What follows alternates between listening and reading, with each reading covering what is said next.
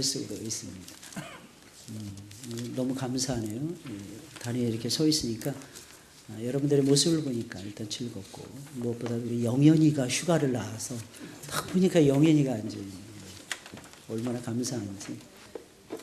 군에 들어가 있는 지체들을 위해서 얼마 전에 우리 호용이가 나왔다가 들어갔고, 그 전에 성욱이가 나왔다 들어갔는데, 군대 생활하는 게 이게 녹록치 않아요.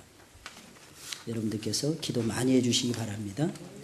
우리의 아들들이에요. 우리의 아들들. 이 점을 잊으시면 안 됩니다. 오늘은 추수감사 예배 설교를 고통은 변하여 찬송이 됩니다. 이런 제목이에요. 고통은 변하여 찬송이 됩니다. 우리는 흔히 고난을 당하게 되면 그 고난이 영원히 없어지지 않고 끝나지 않고 계속될 것처럼 생각을 합니다. 그래서 더 힘들어요. 이게 끝날 것 같다는 것을 알게 되면 쉬워지는데, 조금만 더 가면 되겠다. 한 걸음만 앞으로 나가면 되겠다. 이렇게 생각이 드는데, 이게 끝나지 않을 것 같은 이 고난의 행진. 이것이 우리의 심령을 짓누를 때가 얼마나 많이 있는지 몰라요. 그러나 고난은 영원히 계속되지 않고 정한 시간이 되면 반드시 끝납니다.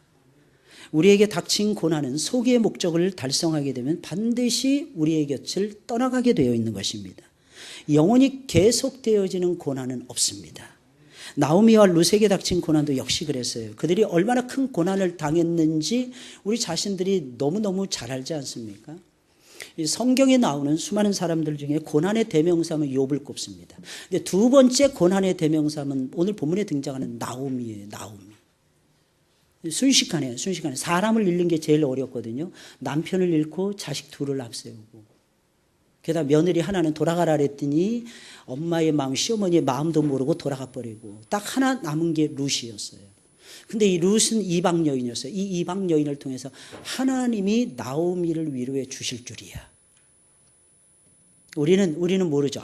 저 사람이 꼭 우리 곁에 있었으면 좋겠어 라고 생각하는데, 하나님은 그 사람을 떠나보낼 때가 있어요. 근데 참 신기합니다. 하나님은 옆에 있어줄 새로운 사람을 붙여주실 때가 있어요. 그래서 새로운 인생을 살아갈 수 있도록 역사해 주십니다. 우리 본문의 말씀을 보세요. 끝났잖아요. 영원히 계속될 것 같은 고난이 끝났습니다. 아니, 그 고난과 고통이 변하여 찬송이 되었습니다. 룻은 이방 여인이었지만 위대한 신앙인의 면모를 아주 골고루 갖춘 여인이었어요. 룻은 고통이 변하여 찬송이 된다는 걸 우리에게 가르쳐주는 여인이었어요. 그를 삶으로 보여준 여인이 룻이라고 하는 여인이었어요. 어떻게 이방 여인이 선민이라는 이스라엘 백성들도 못 보여주는 그 진정한 그리스도인의 삶의 참다운 모습을 우리에게 보여줄 수가 있단 말입니까? 그런데 이것이 사실이었고, 이것이 신앙의 신비였고, 신앙인들의 삶의 신비스러운 부분이라는 것입니다.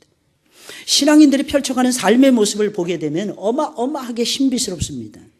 신앙을 갖는다는 것 자체가 신비스러운 일이지만, 우리가 살아가는 삶의 양상 역시 신비스럽다는 것을 아셔야 됩니다. 먼저 믿었다고 해서 반드시 믿음이 좋지가 않습니다. 나중에 믿었다고 해서 반드시 뜨거운 믿음을 소유할 수가 없습니다. 때로는 먼저 믿은 사람이 나중이 되기도 하고, 나중에 믿은 사람이 먼저가 되기도 합니다. 물론 먼저 믿은 사람이 쭉 먼저가 되기도 하고, 나중에 믿은 사람이 아무리 쫓아가려고 해도 못 따라가면서 헐레벌떡거리면서 나중이 되기도 하는 것입니다. 이것이 신비롭지 않으면 무엇이 신비롭겠습니까? 룻기 1장에서 가장 중요한 단어는 마라라고 하는 단어인데, 고통이라고 하는 뜻이었어요. 룻기 1장 20절에 있는 말씀이니까 나오미가 고백을 합니다. 나를 나오미라 칭하지 말고. 나오미라는 이름의 뜻은 무슨 뜻일까요? 나의 희락, 기쁨, 더 나아가서는 행복이라고 하는 뜻입니다. 그러니 더 이상 나의 이름을 나오미라고 부르지 마라. 왜? 남편 잃고 자식들 앞세우고 아무런 생산 능력이 없어서 어떻게 해야 될지 몰라서 석양에 홀로 서서 갈 곳 몰라 하는, 바로 그런 여인이 바로 룻이라고, 나오미라고 하는 여인이었어요. 뭐라고 칭하라냐? 나를 마라라고 칭하라. 마라는 쓴 물이죠. 잘 아시죠? 쓴 고통이라고 하는 뜻입니다. 이는 전능자가 나를 심히 괴롭게 하셨음이니라. 나오미와 룻은 룻기 1장에서는 엄청난 고통을 당하고 있었어요. 이 여인들은 둘 다 남편을 잃었습니다. 그 고통을 헤아릴 수가 없는 거죠. 그러나 4장에 이르렀을 때는 고통이 변하여 찬송이 됩니다. 14절의 말씀을 보세요. 여인들이 나오미에게 이르되 찬송할지어다. 할렐루야. 찬송할지어다. 여호와께서 오늘날 내게 기름 물을 자가 없게 아니하셨도다. 내게 기름 물을 자가 없게 아니하셨도다. 이미 기업을 감당할 수 있는 사람이 아무도 없는데 그 기업을 감당할 수 있는 새로운 강자, 새로운 도울 자를 하나님께서 세워주셨다는 고백입니다. 이 아이의 이름이 이스라엘 중에 유력하게 유명하게 되기를 원하노라. 할렐루야. 우린 인생을 살다 보면 유력한 자들을 만나야 돼요. 우리가 자녀들을 위해서 기도해 줄 때도 우리 자녀들을 끔찍이도 아끼고 사랑해 줄 수 있는 유력한 선생님을 만나게 해달라고, 유력한 친구들을 만나게 해달라고, 유력한 동역자들을 만나게 해달라고 기도해 주셔야 됩니다. 놀라운 사실은 그 기도대로 이루어지더라는 것입니다. 우리가 믿는 하나님은 참으로 대단하십니다. 뭐든지 바꾸실 수가 있어요. 뭐든지 변화시킬 수가 있습니다. 모든 것을 변화시키고 모든 것을 바꿀 수 있는 능력이 우리 주님이 가지고 계세요. 심지어는 고통도 변화의 찬송이 되게 하십니다. 그러니 하나님을 알자고요. 하나님을 믿자고요, 여러분. 하나님께 감사하자고요. 하나님께 찬송을 유감없이 올려드리자고요, 여러분. 분명히 말씀드립니다. 우리가 지금 당하는 모든 고난, 모든 고통은 물러가게 되어 있습니다. 절대로 영원할 수 없다는 것을 기억하셔야 됩니다. 작은 고통 앞에 무릎 꿇지 마세요, 쉽게. 내가 이제는 끝났구나 생각하지 마세요. 여러분들의 착각입니다. 그 마음은 누가 준 마음이냐? 주님이 주신 마음이 아닙니다. 그 마음은 마귀가 준 마음이에요. 그 마음은 세상이 준 마음입니다. 그 마음은 세상 사람들이 주는 마음인 것입니다. 반드시 고통이 물러가게 되어 있어요. 여러분, 고통은 끝난다는 것입니다. 시간이 되면 반드시 끝이 납니다. 아니, 그 정도가 아니라 장차 영광을 몰고 오는 거예요. 우리가 고난을 받으면 받을수록 우리는 이런 생각이 많이 들죠. 이 징글징글한 고난, 하나님 좀 빨리 좀 지나갔으면 좋겠어요. 근데 옆에서 신소리합니다. 고통 때문에 나중에 당신은 큰 복을, 그러면 딱 듣기 싫은 거예요. 큰 복 받기 싫어도 큰 복 받고 싶지 않으니까 이 고통만 없애주세요. 정말 처절한 고통 한번 당해보세요, 여러분들. 밤잠 못 이루는 고통을 한번 당해보세요, 여러분들. 정신적인 압박 프레스 속에서 여러분들이 밤을 한번 지새워 보세요. 그럼 그때 딱 하는 표현은 딱 한 가지입니다. 하나님, 이 고통만 나에게 좀 떠나가게 해주세요. 이 고통만 없으면, 내가 이 아픔만 없으면 내가 살겠습니다, 하나님. 이제 시간이 지나갑니다. 그 시간이 지나서 축복으로 바뀝니다. 그때 생각이 또 바뀌어지는 거예요. 내가 그때 고난을 많이 받을 걸, 내가 그때 고통을 많이 받을 걸, 그러면 하나님의 위로가 컸을 텐데, 하나님의 축복이 지금보다 훨씬 더 컸을 텐데, 뒤돌아보면서 후회해도 이미 고난은 지나간 다음이에요. 이미 고통은 물러간 다음이라는 사실을 기억하셔야 됩니다. 로마서 8장 18절은 이렇게 그래서 말하고 있어요. 생각한데 현재의 고난은 장차 우리에게 나타날 영광과 좋게 비교할 수 없도다. 이 사실을 기억하셔야 됩니다. 고난은 반드시 영광을 가져다 주는 거예요. 고난은 반드시, 고통은 변화해서 찬송이 되더라는 것입니다. 그러니 고난 중에도 좀 생각하시면서, 전도서 기자는 분명히 얘기하고 있잖아요. 형통한 날에는 기뻐하고 공고한 날에는 생각하라 그랬어요. 형통한 날에는 기뻐하면서 찬송을 부르시고, 춤추며 찬송을 부르시고, 소고치며 춤추며 목소리 높여서 하나님을 노래를 부르시고, 공고한 날에는 생각하는 거예요. 하나님을 생각하는 거예요. 장차 받을 영광을 되새기는 것입니다.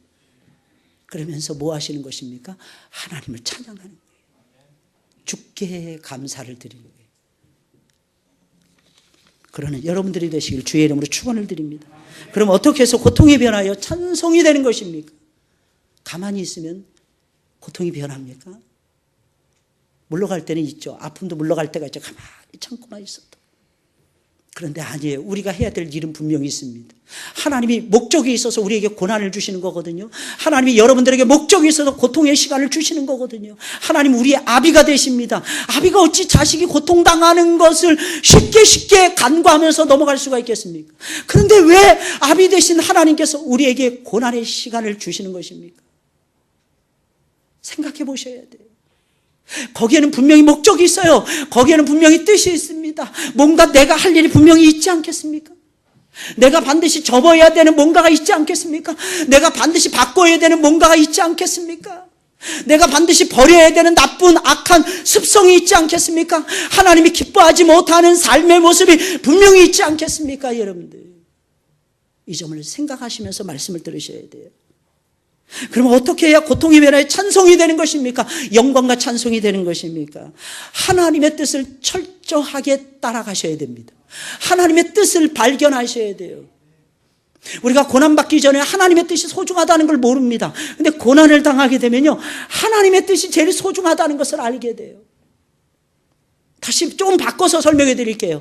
여러분, 우리가 말씀을 들을 때 말씀 피부적으로 안 와닿습니다. 지금 이 말씀도 여러분들에게 피부적으로 안 와닿을 수도 있습니다. 왜? 여러분들은 무사 안일 속에서 살아가는 분들이 이 가운데 분명히 있을 것이기 때문입니다. 그러나 만약에 여러분들이 지금 이 시간에 어마어마한 고통과 고난 속에 있다고 가정해 보세요. 그때도 이 말씀이 안 들려올까요, 여러분들? 그때도 이 말씀이 고통이 변해 찬송이 된다고 하는 이 말씀이 여러분들의 귓가에서 한 귀로 들어가서 한 귀로 흘러갈 수 있을까요? 절대로 그럴 수 없을 것입니다. 참 신기합니다. 고난을 당하게 되면 하나님이 보여줘요. 하나님 뭔가 뜻이 있어서 나에게 이 고난 주시는 거야. 이상하게 어떤 때는 은혜가 됐다가 은혜가 안 됩니다. 은혜가 안 될 때 우리는 깨닫는 것입니다. 여기엔 반드시 아버지의 뜻이 있을 거야. 그 뜻을 찾아내셔야 돼요. 고난 속에서는 아버지의 뜻을, 왜? 내가 아버지의 뜻을 어겼을 때가 너무 많았거든요. 내가 아버지의 뜻을 무시했을 때가 너무 많았거든요. 내가 아버지의 뜻대로 살지 못했을 때가 너무너무 많았거든요. 그래서 고난 중에 있을 때는 그 고난을 바꾸고, 고통 중에 있을 때는 그 고통을 바꾸어 가려면 아버지의 뜻을 철저하게 발견하시고 따라가시는 노력이 필요한 것입니다. 그러면 고통은 물러가고 찬송과 영광이 여러분들에게 다가올 것입니다. 오늘 보면 13절에 있는 말씀이에요. 이에 보아스가 룻을 취하여 아내를 삼고 그와 동침하였더니 여호와께서 그로 잉태케 하심으로 그가 아들을 낳은지라. 보아스와 룻은 철저하게 하나님의 뜻을 따라가는 사람들이었어요. 대표적인 사람들이었어요. 보아스는 기업 물을 자가 되자마자 자신에게 원래 자격이 없어요. 룻이라는 여인을 취할 수 있는 자격이 이 남자에게는 없었어요. 다른 사람이 있었기 때문입니다. 근데 그 사람이 포기해버렸어요. 그러자 자기가 되자마자 룻을 아내로 맞아들입니다. 생각도 많이 해보지도 않아요. 이 여자가 괜찮은 여자인가? 이 여자가 나를 위해서 존재할 수 있는 여자인가? 내가 늙음하게, 이 남자는 50대 중반을 달리고 있었고 이 여자는 30대 초반밖에 되지 않았어요. 이 여인하고 나하고 궁합이 맞을 것이냐? 이 여인하고 나하고 관계가 제대로 될 것이냐? 아름다운 관계를 이룰 것이냐? 마지막에 밥 한 그릇이라도 나를 위해서 차려줄 수 있을 것이냐? 아무 생각하지 않았어요. 아무것도 계산하지 않았어요. 딱 한 가지. 이 여인을 맞이하는 것이 아버지의 뜻이라는 거예요. 그리고 이 여인을 자기 아내로 맞아들입니다. 아내로 맞이한 이후에 어떻게 합니까? 즉각적으로 동침을 합니다. 두 사람은 하나님의 뜻을 이루기 위해서 결혼했던 것이고, 하나님의 뜻을 이루기 위해서 동침했던 것이고, 하나님의 뜻을 이루기 위해서 가정을 이루었던 것입니다. 이들은 단순히 둘이 서로 좋아서 결혼한 것이 아니었어요. 둘이 서로 좋아서 죽고 못 살아서 결혼한 것이 절대로 아니었어요. 하나님의 뜻이 거기에 있었기에 이들은 결혼한 것이었습니다. 하나님의 기업을 지키고 싶었어요. 하나님이 기뻐하시는 가정을 일구고 싶었어요. 그래서 이들은 결혼한 것입니다. 결혼한 후에도 하나님의 뜻을 이루기 위해서 서로 합방을 했던 것이며 동침을 했던 것입니다. 그러니 생각을 해보세요. 당연히 아기를 잉태할 수밖에요. 당연히 하나님의 선물을 받을 수밖에요. 오늘날 현대인의 가장 큰 비극이 무엇입니까? 자기들끼리 사랑해요. 반드시 기억하셔야 됩니다. 사랑하는 자들의 가슴 속에는 주님의 사랑이 깃들어야 되는 것이고, 기억하셔야 돼요. 두 사람의 사이 관계 속에는 하나님이 존재해 계셔야 됩니다. 하나님의 사랑이 가운데 끼어 있어야 내 사랑이 온전해질 수가 있는 거예요. 왜 그런지 아십니까? 인간의 사랑, 스톨게적인 사랑, 인간의 사랑, 필레오적인 사랑, 영원할 수가 없기 때문이라는 사실입니다. 하나님만이 영원하시고, 하나님의 마음만이 영원하시고, 하나님의 뜻만이 영원하시고, 하나님의 사랑만이 영원하십니다. 하나님이 중간에 개입하셔야 돼요. 둘 사이에 하나님이 계셔야 돼요. 부모와 자식 간의 관계 속에 하나님이 설정되어 계셔야 됩니다. 자식들의 사랑 속에도 하나님이 간섭하셔야 돼요. 그래야 우리의 아이들이 제대로 된 사랑이라는 것을 하게 된다는 것입니다. 자기들 마음대로 결혼해요. 오늘 그냥 좋았어, 그냥 사랑했어. 신기한 건 그 사랑이 결혼과 동시에 식어진다는 거 아니겠어요? 내 마음에는 들었는데 하나님 마음에는 둘 다 안 들은 거예요. 결혼할 때 제일 중요한 게 무엇입니까? 하나님의 뜻을 묻는 거예요. 그러면 또 이런 분들 계십니다. 목사님, 하나님의 뜻을 안 묻고 결혼한 건 어떻게 해야 됩니까? 그 의도가 뭐예요? 파혼해야 됩니까? 이러니. 그것도 하나님의 허용적 뜻이라고 얘기해요. 이미 엎질러졌어요, 물이. 그리고 이미 두 사람이 하나가 됐어요. 그러면 기억하셔야 됩니다. 거기에는 그 결혼은 하나님의 뜻이 있어요. 나는 안 물었는데 하나님의 섭리가 있다는 뜻입니다. 그런 사람들은 어떤 역경이 몰려와도 둘이 힘을 합쳐서 헤쳐나갑니다. 그리고 결정적인 순간에는 아내는 남편을 신뢰하고 남편은 아내를 믿습니다. 이게 정말 신기하죠. 앞으로 여러분들이 가정을 그렇게 꾸려가시길 주의 이름으로 축원을 드립니다. 사람들은 내 마음대로 결혼해요. 내 고집대로 살게 원합니다. 그러나 그렇지 않아요. 하나님의 뜻을 물어보셔야 돼요. 제발 하나님의 뜻을 철저하게 따라가시길 주의 이름으로 축원을 드립니다. 고통이 변하여 찬송이 되고 고통이 변하여 영광을 만들려면 그냥 되는 것이 아니에요. 하나님의 뜻, 내 생명보다도 더 소중한 하나님의 말씀에 담겨있는 하나님의 뜻, 그것을 철저하게 발견하시고 철저하게 따라가다 보면은 어느 한 경점에 딱 이르렀을 때 그 고통이 변하여 찬송으로 바뀌어지는 것입니다. 최고의 행복 무엇입니까? 하나님의 뜻을 발견하고 따라가는 거예요. 어떤 사람이 제일 행복할 거예요? 목적이 있는 삶이에요. 목적이 분명한 거예요. 그 목적은 하나님 아버지께서 우리에게 주시는 목적입니다. 그 목적에 순종해요. 그 목적을 따라서 살아가요. 당연히 영광스러울 수밖에 없는 것이 아니겠습니까? 두 번째로 하나님이 기뻐하시고 원하시는 열매를 맺으면 됩니다. 열매가 나타나면 찬송이 돼요, 여러분들. 13절에 있는 말씀 다시 보겠어요. 이에 보아스가 룻을 취하여 아내를 삼고 그와 동침하였더니 여호와께서 그를 잉태케 하심으로 그가 아들을 낳은지라. 보아스와 룻은요, 하나님의 뜻을 철저하게 따라갑니다. 그러니까 하나님 뭐 주셨어요? 열매를 주신 거예요. 그것도 그들을 짝지어 주신 하나님이 가장 원하시는 가장 존귀한 열매를 주셨습니다. 그것이 무엇이었습니까? 아들을 낳는 것이었어요. 아들. 이미 보아스는 룻을 만났을 때 이때 당시에 아기를 생산할 수 있는 나이가 지나가고 있었을 것입니다. 그런데 룻과 동침한 후에는 아들을 낳으며 승승장구하며 자신이 해야 되는 역할을 다합니다. 아무나 아들을 낳는 것이 아니에요. 아무나 딸을 낳는 것이 아닙니다. 하나님이 아들을 주시고 하나님이 딸을 주셔야 아들, 딸을 낳을 수가 있다는 것을 아셔야 되는 것입니다. 그래서 우리에게 아들을 주시고 우리에게 딸을 주시고 여러분 우리에게 자녀를 주시고 기억하셔야 돼요. 이것은 하나님이 우리에게 주신 최고의 행복인 것입니다. 그래서 오늘도 5명의 아기들이 유아세를 받아요. 할렐루야. 이쁘죠? 이쁘지 않습니까? 어제 한 아기를 제가 이렇게 안아줬는데 애가 울지도 않고 그냥 푹 안겨있는, 그냥 막 찡찡대고 막 그러다가 신기하죠? 왜냐하면 걔는 알아본 거예요. 아, 우리 목사님이 내 아빠구나. 알아본 거예요. 간혹가다 못 알아보는 경우도 있어요. 못 알아보고 저렇게 우는 경우도 있어요. 나중에 깨닫게 될 것입니다. 나중에 깨닫겠는데 지금은 아니에요. 지금 아닐 때가 있어요. 참 신기하죠. 보아스와 룻은 결혼과 동시에 거의 아들을 낳습니다. 아니, 하나님이 그들에게 아들을 선물로 주셨어요. 그러니 고통이 변하여 찬송이 되는 거예요. 우리 자녀들을 위해서 기도해주고 남편을 위해서 기도하고 아내를 위해서 기도하고 우리 주변에 있는 세론들을 위해서 기도하고 성도들을 위해서 기도할 때 여러분들 꼭 기도해야 되는 제목이 있어요. 무엇입니까? 하나님 열매를 주옵소서. 열매를 주옵소서. 우리는 직장을 탄식합니다. 아, 나 직장 잘못 들어갔어. 우리는 직업을 한탄합니다. 내가 직업을 잘못 얻었어. 내가 직업을 잘못 선택했어. 직업이 문제가 아니에요. 직장이 문제가 아닙니다. 하나님이 주시는 열매가 문제인 거예요. 하나님이 주신 열매가 있으면 다 뛰어넘어갈 수 있어요. 하나님이 주신 열매가 있으면 다 좋아질 수 있어요. 어떤 직업에는 귀천이 없잖아요. 하나님이 주신 열매가 있으면 행복해집니다. 열매가 없으면 불안해지기 시작하는 거예요. 무슨 일을 하느냐, 그게 무슨 대단한 일입니까, 여러분들? 청소를 하면 어떻습니까? 기쁨으로 청소해 보세요. 나중에 혹시 압니까? 청소 사장을 하나님이 만들어 주실는지. 어떤 한 친구는요, 뭐 하냐? 제가 물어봤어요. 한국에 와서. 그때 그 친구가 저는 지금 청소업을 합니까? 야, 대학 나와서 그게 괜찮니? 일부러 제가 그렇게 물어봤어요. 그때 그 친구가 하는 말, 목사님, 이게 직장 다니는 것보다 훨씬 낫습니다. 무슨 청소하는데 가정도 청소하고 사무실도 청소하고 너무너무 신나요. 저는요, 이게 체질인가 봐요. 왜? 반짝반짝 빛나는 바닥을 보면 그렇게 행복해지더랍니다.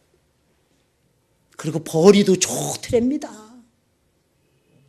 저는 아침에 새벽 예배를 할 때 꼭 지나오는 데가 여기 택시 운송 회사예요. 택시 회사. 새벽같이 새벽 대바람부터 아주머니들 몇 분이 나와서 계속 닦아댑니다. 야, 진짜 쉬지 않고 일하세요. 오늘 새벽에도 제가 발견해요. 오늘 새벽에도. 이야, 신기해. 그 앞에만 지나오면 스트레스예요, 사실은. 길을 막아버리거든요. 제가 가는 길을. 급해 죽겠는데, 빨리 가서 엎드려야 되는데. 그런데 어느 순간에 하나님이 저한테 은혜를 주시는데, 야, 기다려라. 기다려라. 저들의 저 수고하는 모습이 보이지 않느냐. 아름다워요. 우리 시흥 3동은 특히 우리 동네는, 우리 교회 주변의 이 동네는 항상 거리가 깨끗합니다. 두 사람의 수고와 헌신 때문에. 두 분은 직업이 청소하는 일도 아닙니다. 그런데 이 동네를 늘 쓸고 다니세요. 한 분은 아저씨, 한 분은 아주머니.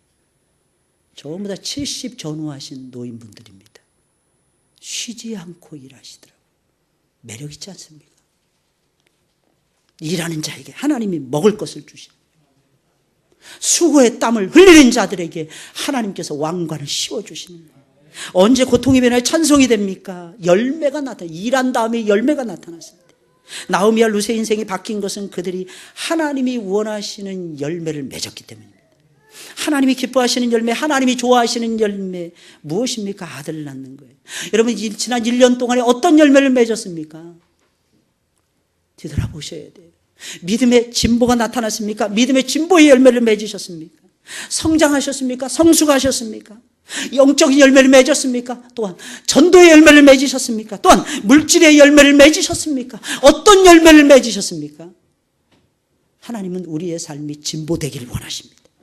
마지막 세 번째로 죽도록 희생하고 죽도록 헌신하면 됩니다. 특히 사람을 살리고 양육하는 일에 죽도록 희생하고 죽도록 헌신하면 고통이 변하여 찬송으로 바꿔주십니다.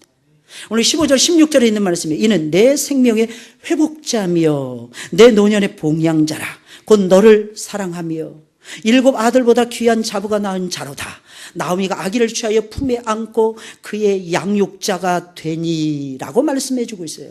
나오미는 루시 아들을 낳자마자 자기 피가 한 방울도 섞이지 않은 아기였어요. 그냥 안고 기뻐하는 거예요. 안고 기뻐하는 거예요. 여러분, 우리 교회 아이들을 보시면 안고 기뻐하시기를 바랍니다.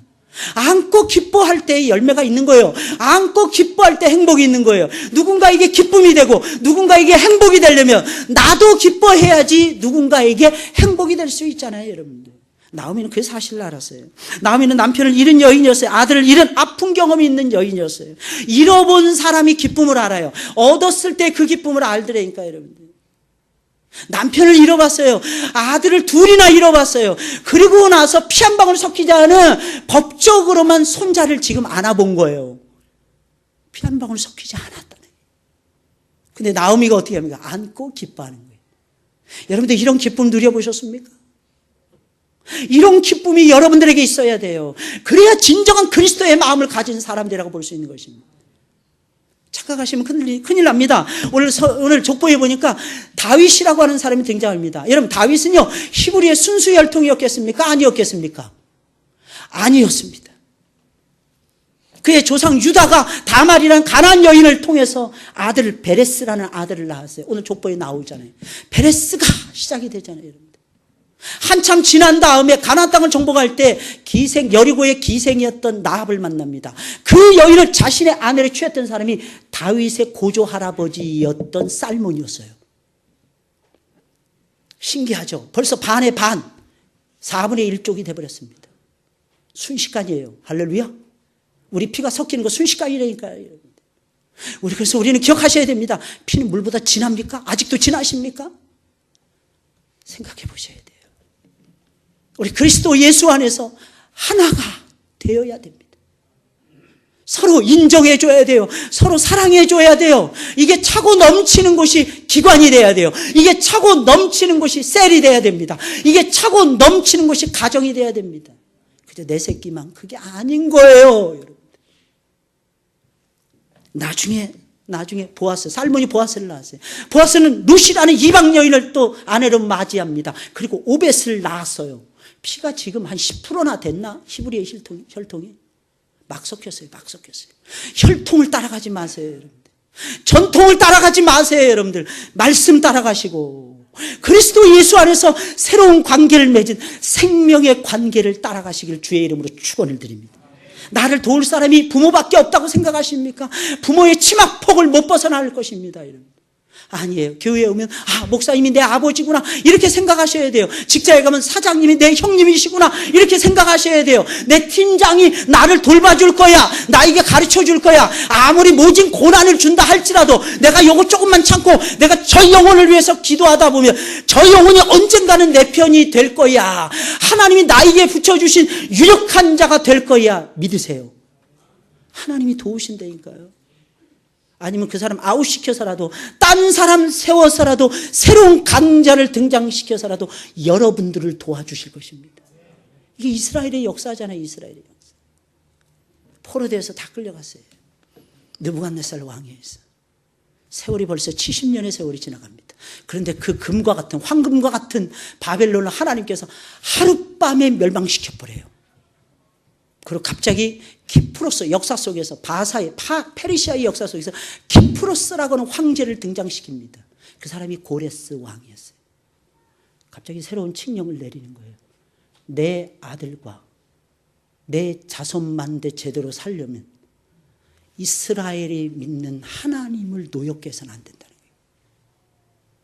어느 날 갑자기 이방인인데 예수님을 전혀 모르고 하나님을 전혀 모르는 백성이었는데 신통하죠. 그리고 금은보화 잔뜩 실어서 모든 히브리인들은 본국으로 돌아가도 좋다. 너희들이 그곳에 가서 하늘의 하나님을 위한 성전을 다시 짓고 그 성전에서 나와 내 자식들과 내 자손들을 위하여 기도해다오. 어느 날 갑자기. 그런데 그것은 히브리인들의 고유한 사명이었어요. 하나님이 그들을 부른 것은 그들만 잘 먹고 잘 살게 하기 위해서 불러낸 것이 아니었어요. 그들을 통해서 모든 이방인들이 복을 받고 그들을 만민의 제상으로 삼아서 거룩한 나라로 삼아서 세계를 위하여 축복해주는 축복자로 쓰기 위해서 하나님이 그들을 불러주셨다는 것입니다. 그런데 그들이 그 사명을 망각했을 때 그들을 세상으로 흩어놓으셨더니 다시 그 사명을 이루게 하기 위해서 하나님께서는 기존의 왕조를 무너뜨리고 기존의 왕들을 죽이고 새로운 왕을 세우고 하나님의 일을 감당해낼 수 있도록 도와주셨다는 사실입니다. 이게 역사예요. 할렐루야. 사람을 보지 마세요. 세상을 보지 마세요. 언제나 하나님을 보세요. 사람은 불쌍히 여기셔야 됩니다. 사람은 귀하게 여기셔야 됩니다. 존귀하게 여기셔야 됩니다. 이 마음만 가지고 끝까지 기도해 보세요. 하나님께서 역사해 주십니다. 게다가 나오미는 거기서 그치지 않고 룻이 낳은 이 아기를 자기가 안고 자기가 양육을 해갑니다.